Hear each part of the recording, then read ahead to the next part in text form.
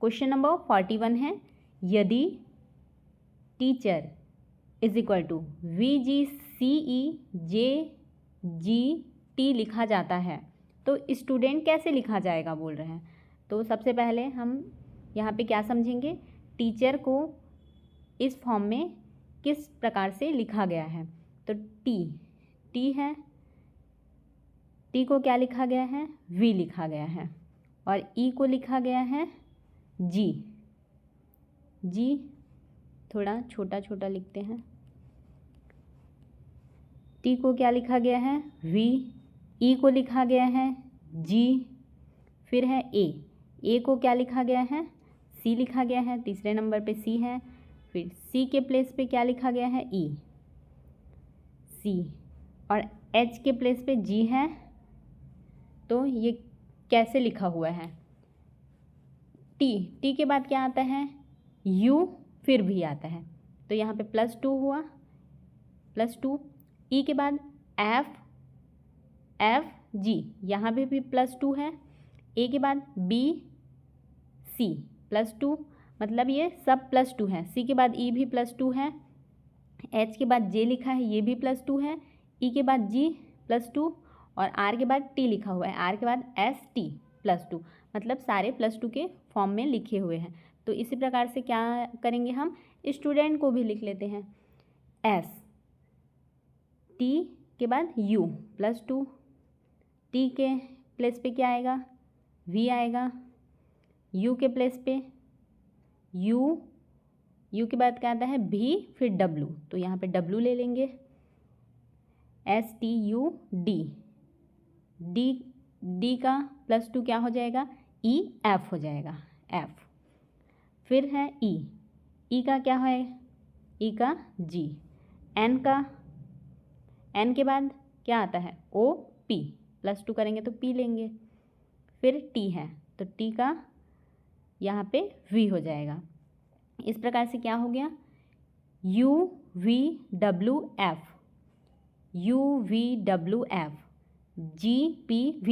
GPV। तो यहाँ पे ऑप्शन नंबर ए में जो लिखा हुआ है वो सही है, ये क्या है, सही आंसर है। स्टूडेंट को कैसे लिखा जाएगा, UVWFGPV, इस फॉर्म में लिखेंगे।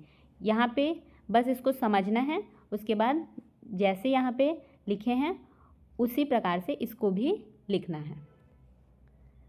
राइट आंसर है ऑप्शन नंबर ए।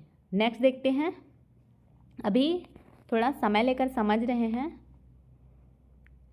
आप लोग को एक बार समझ आ जाएगा, फिर बहुत ही आसानी से सॉल्व कर सकते हैं। क्वेश्चन नंबर 42 है, श्रृंखला को पूरा कीजिए। 3, 8, 15, 24, 35 दिया हुआ है, इस श्रृंखला को पूरा करना है। तो इसमें सबसे पहले क्या देखेंगे हम, इसमें क्या अंतर है, कैसे लिखा गया है इसको, उसके बाद नेक्स्ट क्या होगा वो जान जाएंगे। तो पहले यहाँ पे 8 - 3 किए तो क्या आ गया, 5, फिर 8 - 3 किए हैं, फिर 15 - 8 करते हैं, 15 - 8 क्या आएगा, यहाँ पे 15 में 8 घटाएंगे तो कितना बचेगा, 7, फिर 24 में 15 घटाते हैं, 24 - 15 क्या हो जाएगा, 24 में 15 घटाएंगे तो 25 में 15 10, 9 बचेगा। फिर यहाँ पे 35 में 24 घटाते हैं, 35 - 24 क्या आ गया, यहाँ पे 11। तो इसको देख के क्या समझ में आ रहा है, यहाँ 5 है, 7 है, 9 है, 11 है, ठीक है। सब में 2 2 की वृद्धि हुई है। 5 में 2 जोड़ेंगे तो 7 आ जाएगा, 7 में 2 जोड़ेंगे तो 9 आ जाएगा, 9 में 2 जोड़ने से क्या आएगा, 11। तो उसी प्रकार नेक्स्ट क्या कर सकते हैं, 11 में 2 जोड़ेंगे तो क्या आएगा, 11 में 2 जोड़ने से क्या आएगा, 13 आएगा। तो यहाँ एक इससे पता चल गया। और नेक्स्ट कैसे पता कर सकते हैं, इसी को देखते हैं, 2 नहीं देखेंगे। यहाँ पे 13 आ गया, नहीं तो कन्फ्यूज़न हो जाएगा एक साथ डबल देखने से। 13 आया, +2 किए तो अब यहाँ पे क्या करेंगे, 35 में 13 जोड़ने से यहाँ पे जो आना चाहिए क्वेश्चन मार्क के प्लेस पे वो आ जाएगा। तो 35 + 13 करते हैं, कितना आ जाएगा, 35 में 13 जोड़ने से आएगा 48। तो यहाँ पे क्या होगा, 48। अब इसको चेक करने के लिए क्या कर सकते हैं, सब में क्या किए हैं, दूसरे संख्या से पहले को घटाए हैं, तो 48 में 35 घटाते हैं, क्या आना चाहिए? 13 आना चाहिए। 48 माइनस 13, 35, यहाँ पे 35 इज इक्वल टू 13। तो यहाँ पे क्या आ जाएगा? 48। किस में दिया है? ऑप्शन नंबर बी में। ये क्या है? राइट आंसर है। 3, 8, 15, 24, 35, यहाँ पे क्या आएगा? 48। क्वेश्चन नंबर 43 है, यदि DOG डॉग को क्या लिखा गया है? 26, CAT कैट को क्या लिखा गया है? 24, तो COW काऊ को क्या लिखा जाएगा बोल रहे हैं। तो पहले देखते हैं डॉग, इसको किस फॉर्म में लिखा गया है? A = 1 होता है, B = 2, मतलब ABCD लाइन से क्रम देखते हैं और उसका 1 2 3 4 लेते हैं। तो यहाँ पे C = 3, ये पूरा Z तक जाएगा, Z = 26 होगा। तो इस प्रकार से D कौन से नंबर पे है? चौथे नंबर पे, तो 4। फिर है O कौन से नंबर पे है? O 15 नंबर पे आता है, 15, ठीक है। और G आता है 7 नंबर पे। तो इन सबको प्लस करेंगे तो क्या आएगा? 26, जो कि यहाँ पे दिया हुआ है। उसी प्रकार कैट का भी करेंगे तो C आता है तीसरे नंबर पे। फिर C के बाद A पहले नंबर पे आता है, और T कितने नंबर पे आता है? T आता है 20 नंबर पे। तो 20 और 23 और 1 24, यहाँ पे 24 आ गया, यहाँ पे 24 दिया हुआ है। तो इसी प्रकार सेम काऊ का भी निकाल लेंगे। C कौन से प्लेस पे आता है? तीसरे नंबर पे। O आता है 15 नंबर पे, और W कितने नंबर पे आता है? W लास्ट से 4, मतलब कि 23 नंबर पे, ठीक है। अब इसको प्लस कर देते हैं। इसको प्लस करने पे कितना आएगा? 23 15 फिर +3, 41 आ गया। तो काऊ का क्या हो जाएगा? 41। ऑप्शन नंबर ए में दिया हुआ है, ये क्या है? राइट आंसर है। इस प्रकार से सॉल्व करना है इसको। क्वेश्चन नंबर 44 है, एक घड़ी में समय 3:30 बजे हैं। कितने बजे हैं? 3:30, 3:30। घंटे और मिनट की सुई के बीच का कोण कितना होगा बोल रहा है। तो जब भी इस प्रकार का क्वेश्चन आएगा तो इसका एक फॉर्मूला है, उसमें रखेंगे तो इसका आंसर आ जाएगा। क्या है फॉर्मूला? फॉर्मूला है कोण निकालना है, यहाँ बीच का कोण बोला है। कोण इक्वल टू क्या है? 30 गुणित क्या लिख सकते हैं? यहाँ घंटा लिख सकते हैं। घंटा और मिनट बोला है तो यही लिखते हैं, घंटा, ठीक है।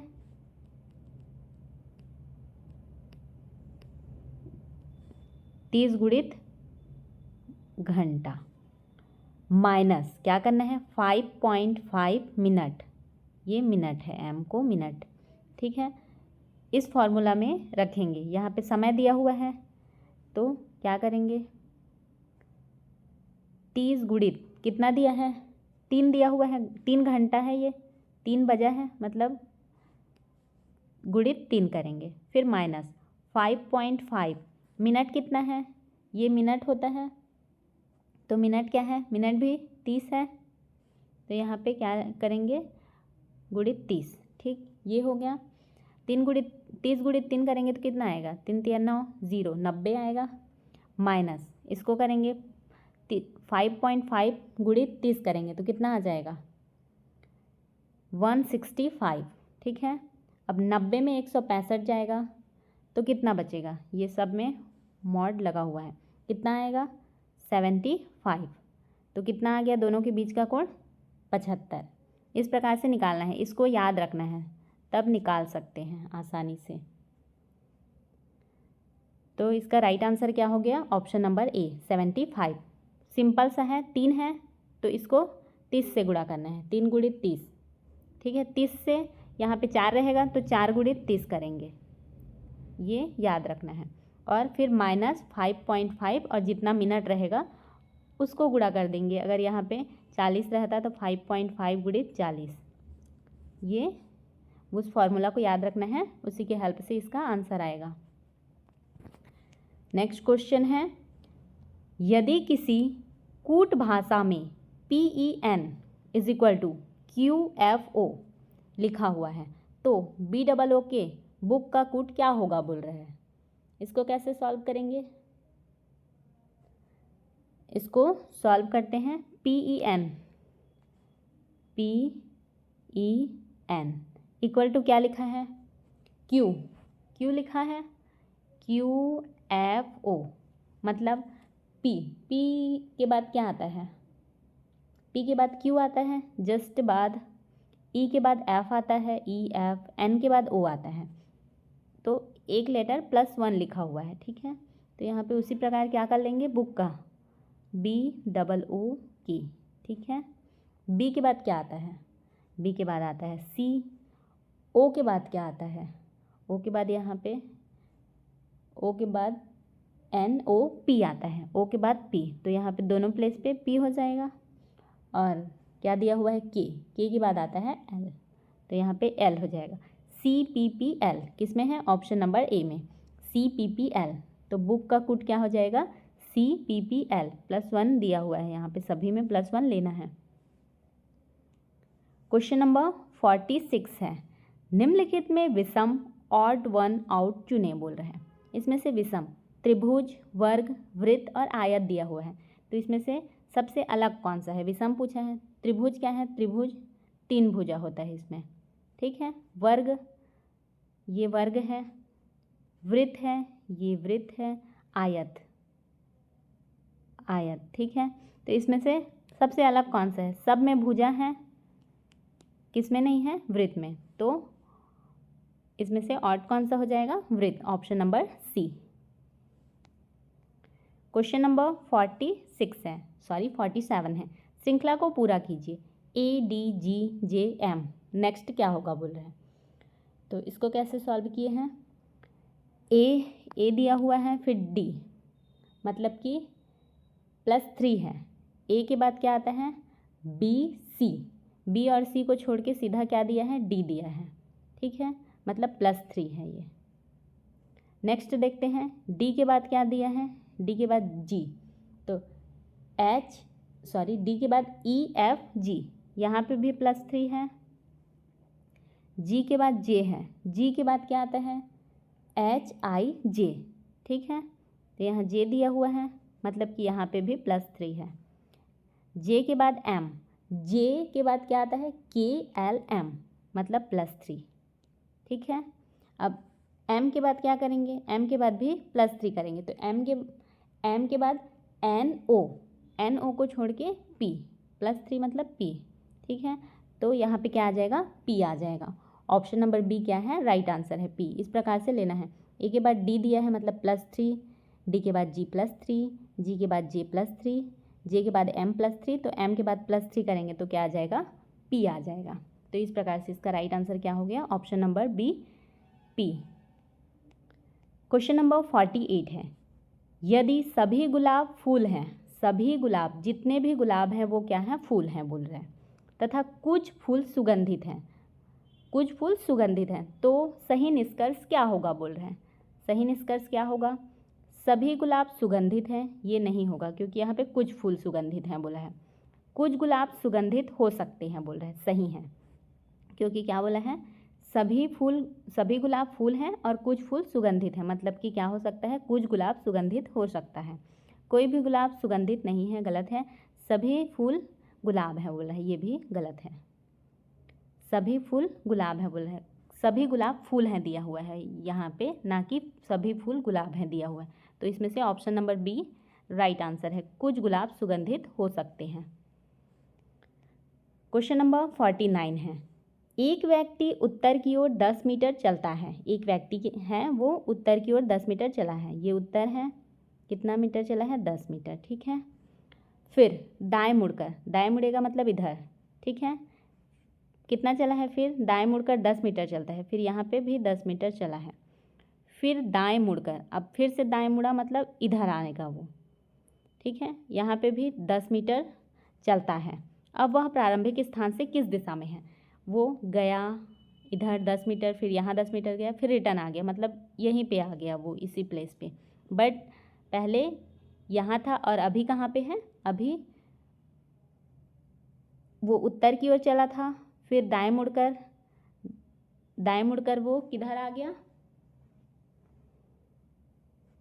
इस दिशा में आ गया, फिर दाएं मुड़ा और यहाँ प्रारंभिक स्थान में, मतलब ये सेम प्लेस पे आ गया, बस यहाँ पे वो पूर्व दिशा में आ गया। ये यहाँ पे क्या हो जाएगा, पूर्व दिशा। तो यहाँ पे क्या पूछा है, किस दिशा में आ गया, तो इसका राइट आंसर क्या हो जाएगा, ऑप्शन नंबर सी, पूर्व।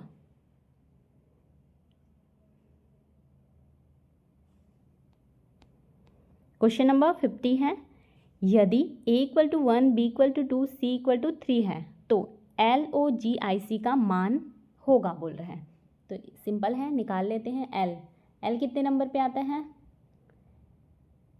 L आता है 12 नंबर पे, ठीक है।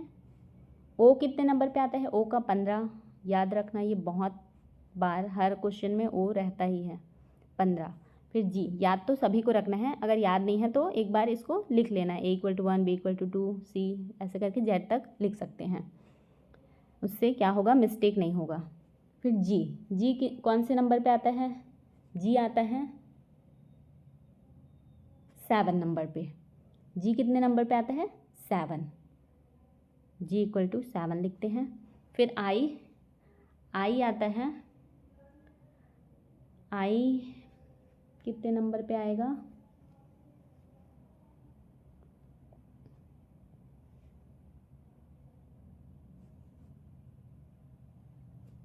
9 नंबर पे। फिर क्या है, C है, C कितने नंबर पे आएगा, 3 नंबर पे। तो 12, 15, 7, 9, 3, ये सबको क्या करेंगे, प्लस करेंगे। 12, 15, 7, 9, 3, याद रखना। 12, 12 को इधर लिख देते हैं, 12, 15, 7, 9 + 3 = कितना हो जाएगा, 46। 46 किस में है, ऑप्शन नंबर डी में दिया हुआ है, ये क्या है, राइट आंसर है। क्वेश्चन नंबर 51 है, कथन में बोला गया है सभी शिक्षक शिक्षित हैं, जितने भी शिक्षक हैं वो क्या हैं, शिक्षित हैं, एजुकेटेड हैं।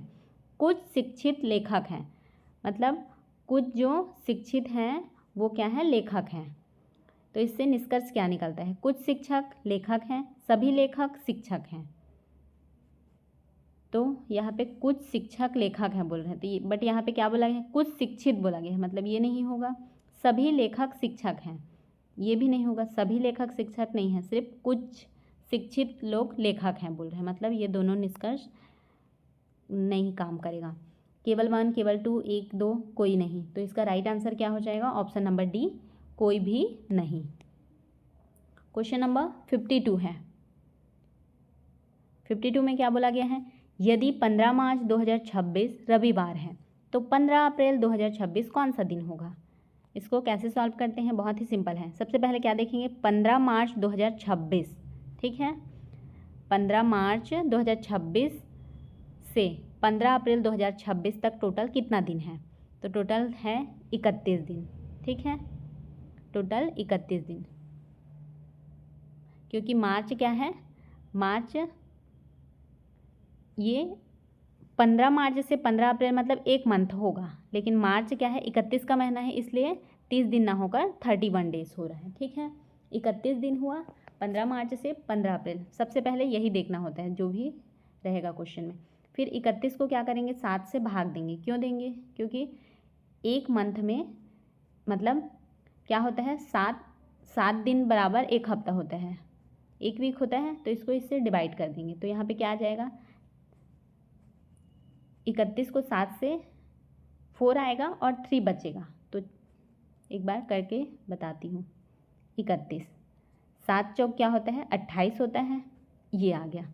31 में 28 गया तो कितना बचेगा, 3। तो ये 4 सप्ताह हो गया, इसको सप्ताह लेते हैं, और जो 3 बचा रहता है, जो भी बचेगा इसमें, उसको क्या लेते हैं, दिन। मतलब कि 15 मार्च से 15 अप्रैल तक 4 सप्ताह और 3 दिन होगा, इससे ये पता चलता है। अब 4 सप्ताह 3 दिन हो गया, तो सप्ताह को नहीं लेना रहता है, कितना भी हो, प्लस 3 दिन आया है, 3 दिन, ये 3 दिन क्या होता है, इम्पॉर्टेंट होता है इसके आंसर के लिए। तो यहाँ पे 15 मार्च को क्या है, रविवार है, तो रविवार के बाद +3 कर देंगे, सोमवार, फिर मंगलवार, फिर बुध, 3 हो गया प्लस 3। तो यहाँ पे 15 अप्रैल 2026 को कौन सा दिन होगा? बुधवार होगा। अगर यहाँ पे 4 बचे रहता तो एक और आगे लेते हैं, जितना भी दिन बचेगा यहाँ पे जो दिया रहेगा उतना दिन उसको बढ़ा देना रहता है। रविवार है, प्लस 3 है तो बुधवार हो जाएगा। ठीक है, इसका राइट आंसर क्या है? ऑप्शन नंबर बी, बुधवार। क्वेश्चन नंबर 53 है, श्रृंखला में अगली संख्या ज्ञात कीजिए। 2, 6, 12, 20, 30। नेक्स्ट क्या होगा बोल रहा है। तो नेक्स्ट क्या होगा? 2 दिया हुआ है, 2 के बाद 6 है, मतलब यहाँ पे ऐसे कर सकते हैं, 1 गुणित 2 किया है तो 2 आया है पहले प्लेस पे। फिर 6, तो यहाँ पे 6 कैसे आएगा? 6 कैसे आएगा यहाँ पे? 2 गुणित 3 करेंगे तो ठीक है। फिर यहाँ 3 गुणित 4 करने से 12 आ रहा है ना। फिर 4 गुणित 5 करेंगे तो 20 आ गया। फिर क्या कर सकते हैं, 5 गुणित 6 करेंगे तो कितना आ गया? 5 छक्का 30 आ गया। तो नेक्स्ट क्या करेंगे, यहाँ पे 1 2 3 4 5 6 लेंगे यहाँ पे, और यहाँ पे 2 3 4 5 6, तो यहाँ 7 लेंगे। 6 सत्ते क्या होता है? हाँ, 6 सत्ते क्या होगा बताओ?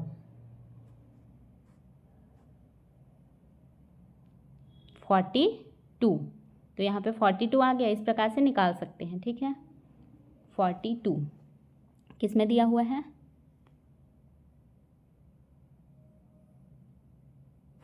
ऑप्शन नंबर सी में दिया हुआ है इसका राइट आंसर। इस प्रकार से निकालेंगे, और कई तरीके हैं निकालने के, आप अपने हिसाब से निकाल सकते हैं। पर क्वेश्चन नंबर 55 है, यदि रमेश RAMESH को क्या लिखा गया है? QZLDRG लिखा जाता है, तो यह किस प्रकार का कूट है पूछ रहा है। तो किस प्रकार का कूट है? आर को क्या लिखा गया है? Q, मतलब कि आर के जस्ट पहले क्या आता है? Q आता है, रिवर्स में लिखा हुआ है, आर का Q लिखा हुआ है। ठीक है, ए को क्या लिखा है? Z। ए के तो पहले कुछ नहीं आता, बट अगर सबसे लास्ट में Z आता है, मतलब उसको रिवर्स में लेना है, तो रिवर्स पीछे जाएंगे तो Z ही आएगा। फिर M का L लिखा है, तो L के बाद M आता है, मतलब ए भी -1 लिखा हुआ है रिवर्स में। M एक पीछे, जस्ट एक पीछे वाला लेटर को लिख रहे हैं, M का L है।